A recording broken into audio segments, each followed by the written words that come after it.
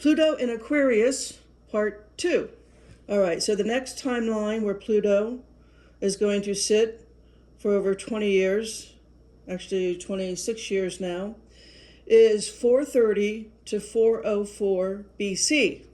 There's a lot going on here. And again, the purpose of doing this is to parallel, to take what's going on and move it forward to our timeline. Because the people, the culture, the society, Big Brother, all of that is going to be influenced, once again, by these energies. So what's going on? This is the Persian Empire. And we are going to see, as far as now how astronomy has moved forward, is now going to be called astrology, because in 410 BC, the very first natal chart, also known as birth chart, is done. You can go find that online. So now we're taking this military grade weapon that we had, this technology of astronomy, and now we can apply it personally to our lives. So it's not about how it affects Earth and the people on Earth, but how it affects you personally. So now you're given a little, in other words, it's the beginning of what would be called divination. All right, so that's what's being birthed here. We've got two forms we'll see, at least two that I found, of divination. It's going to be your personal astrology chart, showing you your personal path, kind of reminding you as a soul, you chose to come in here, what your mile markers are, what you chose for your path for this lifetime. It's going to be a personal mile marker so you can keep on track with what your soul's mission and journey is and the reason for your incarnation and or burning off karma for this lifetime. So, in other words, what is today called mundane astrology, where it's just about the bigger picture, now it's not mundane, it's personal. So Pluto is beginning, in Aquarius, begins again a personal transformation, more personal knowledge about understanding who we are, why are we here, what is our role in the larger picture of the cosmos. Do you see that personal transformation? And so what's happening is along this timeline, now we have to develop the zodiac wheel.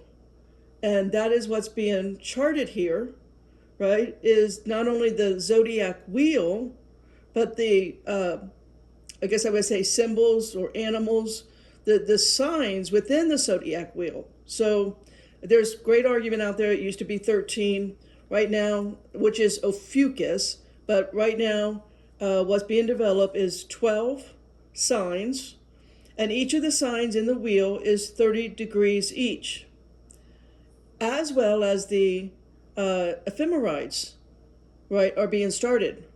So it's a whole new cycle and a whole new way of life. During this time, the first so-called book, we didn't, this compilation of whatever the Chinese people had to write on, which we know they developed paper, but anyways, the first composition of their form of divination, and you'll see China. The reason I bring this up, because I've already studied all the timelines, China plays a role in every single timeline. So we have to look at that. So if we're going to parallel, if we're going to understand this and apply it to our life today, we have to understand the big movements. What was going on in culture and society in different, countries or continents, because they impact each other hugely. You'll see that as we move through here. So the I Ching, right? That is China's first form of divination. The I Ching has been composed, giving those group of people their own personal form of divination. And again, I know the Old Testament Elohim, not God, tells you to stay away from divination. They just want you to stay away from your power so the Elohim can continue to control. All right, what else is going on? Well, this is the Persian Empire. And the plague will start in 404, and it will kill 25% of the population of Athens. That number is roughly 100,000. So what's going on is we've got personal divination, but then we also have war and death, leading again to, as the outcome, major transformation. So Greece here, again, talking about divination, Greece under Darius the First decides to start a new religion in their area called Zoroastrianism. So, and I think I've already done videos on the doctrines of religions, where Zoroastrianism morphs into Mithraism, morphs into Christianism. All right, they're all kind of the same. The stories, you can find it, they're all the same. Nothing new under the sun. We're not inventing new stories. We're just rewriting and making the rewrites more about control and fear-mongering. You got to control the populace. What you'll notice in Pluto and Aquarius is the people are tired of being controlled. The people are tired of being lied to. The people are not going to stand for it any longer. Just like David and Goliath, the people, us small wee folk, we're going to stop the strong arm over us. Again with war. Unfortunately, it's always with war. So what is the most significant event between 430 and 404 BC is the Peloponnesian War. It's a major conflict between Athens and Sparta.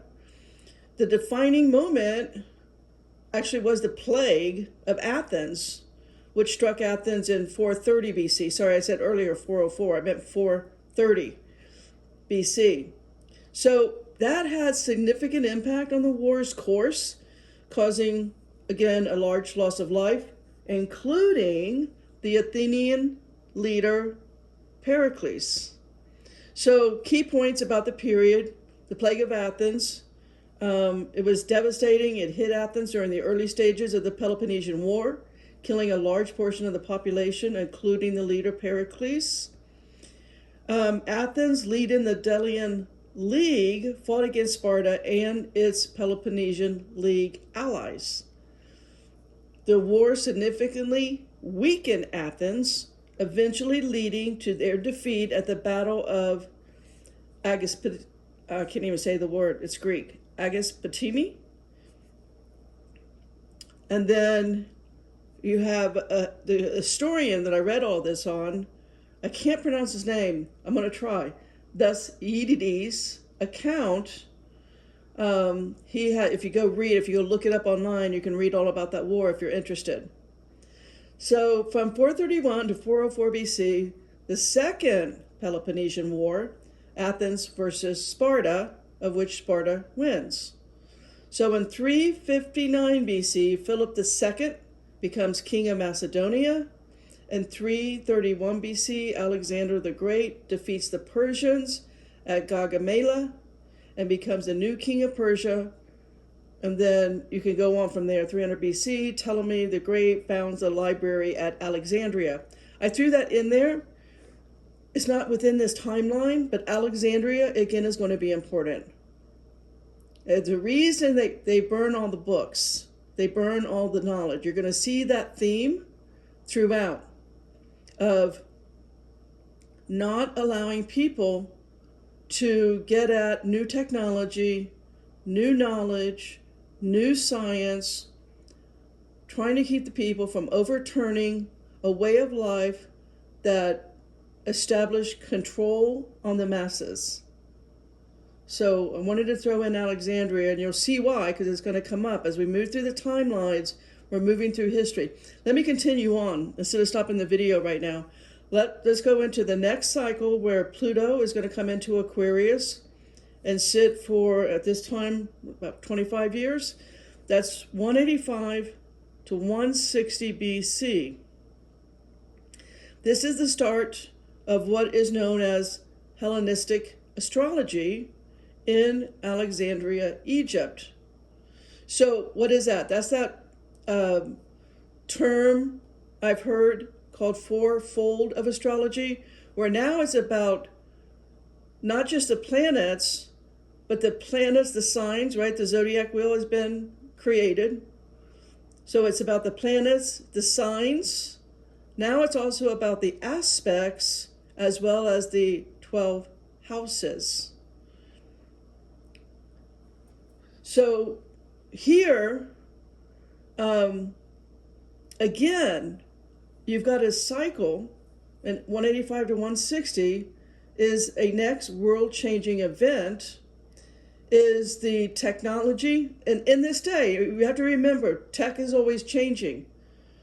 Our understanding of technology today is not like, if you put yourself in this timeline, technology of that timeline is literally the invention of paper, right? For hundreds of years, well, really over thousands of years, but just going back the timeline I'm following here, it took a lot to record something, right? You had to get out a hammer and a chisel and a clay tablet and chisel something out. Well, paper, you're going to see as we move through how important paper becomes. It's actually, when I did this study, I'd never thought of paper in this way. You'll never think of paper the same way again. And literally, we're running short on paper right now. We're running short on the biggest technology, as you'll see as we move Pluto through Aquarius, how important paper is going to become. It's going to be incredible.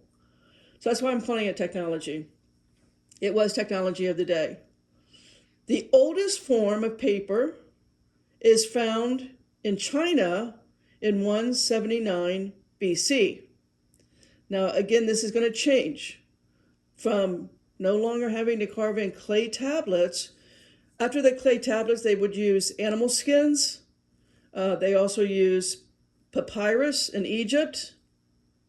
So you'll find that as we better invent paper, how much easier it is for the modern man, the everyday mom and dad, mom and pop, to get a hold of paper and to be able to use it. It changes all of life. When you think about it, now, especially those in the shipping business, it's much easier to draw maps and navigate. Not all of the navigation doesn't have to be by the stars. They're still using the stars, but you see what I mean.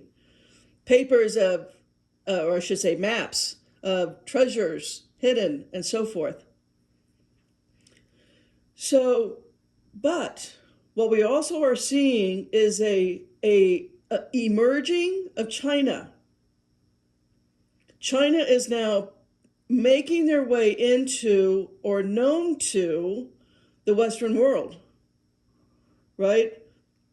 And what begins here, as we'll see going forward, is the Silk Road is established, has been established. But silk is the highest commodity. When it comes to the trade route on the Silk Road, it's called the Silk Road because of how important silk is, how much basically the Romans loved silk. It was the highest price of anything. You had to make some money if you were going to buy silk. Quite literally, we don't understand how China makes silk. We literally, the thinking in that day, you put yourself in the mindset and the culture of that day, they thought China must have trees that grow silk. They don't understand that fabric. They don't know how to make that fabric. They don't know where the fabric comes from. But I'm saying this because of how important you're going to see as China begins to involve themselves in the Western world while they're trying to keep secret. They understand the Western world doesn't know how they make silk, and this is their biggest state secret, so to speak. They got to keep this away from the Western world because it's their moneymaker. It's why they come. into the Middle East or further into the Western world is because of silk. So do you see how this is going to be twisted as we go forward? This is now going to get twisted. Let's go another time period forward. Let's go into, now we move into the next Pluto into Aquarius cycle is 60 to 85 AD. So now we're into after death, after Jesus's time here, right? China secrets begin to come out in 80 AD. That silk, the most traded on the road, of which everyone, again, they thought silk grew on trees in China.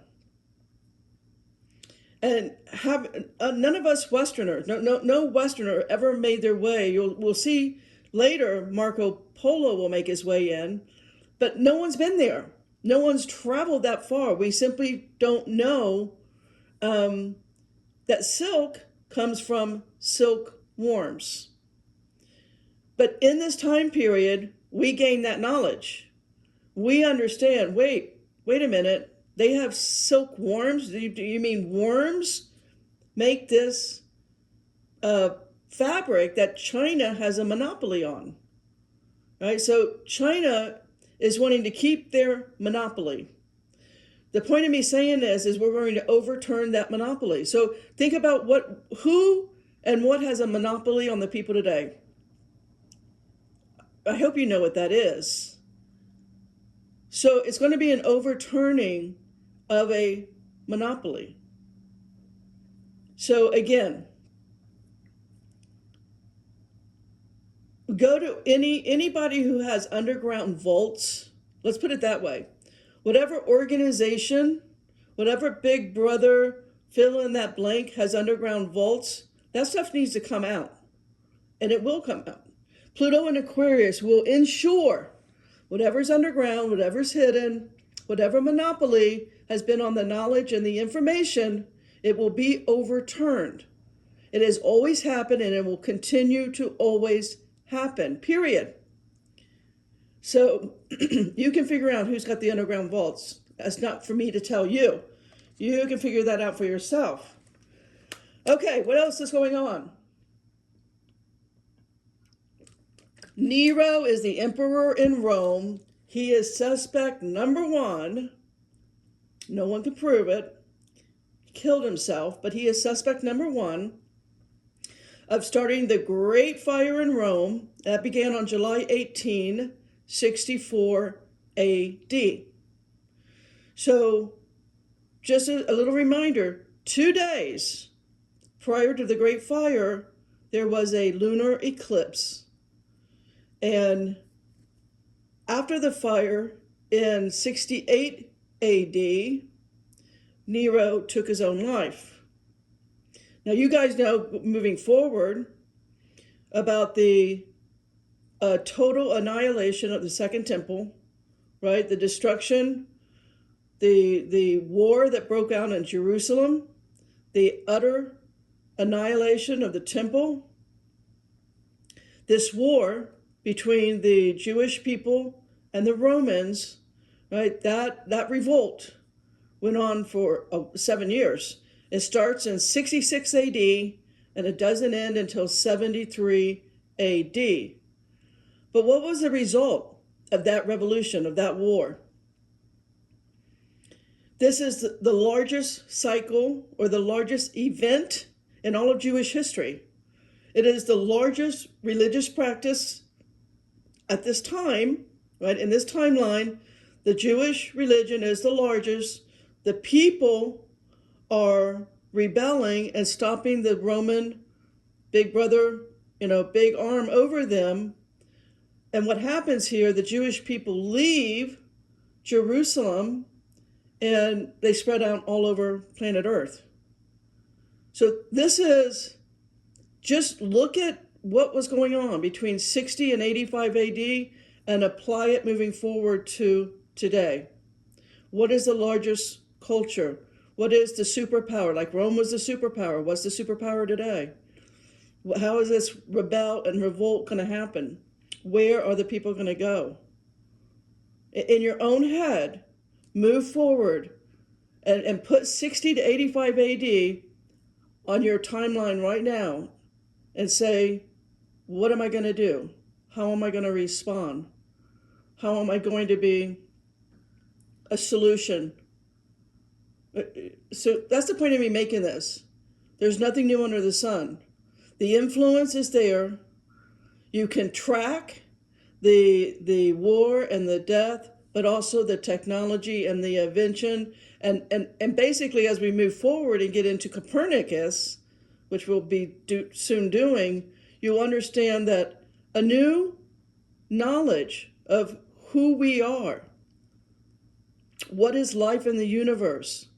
As we move forward in these cycles, the knowledge only becomes life-changing. Just a little, FYI, in case you don't want to move forward on these videos, in case it's a fear-based thing for you. It shouldn't be. We have to evolve.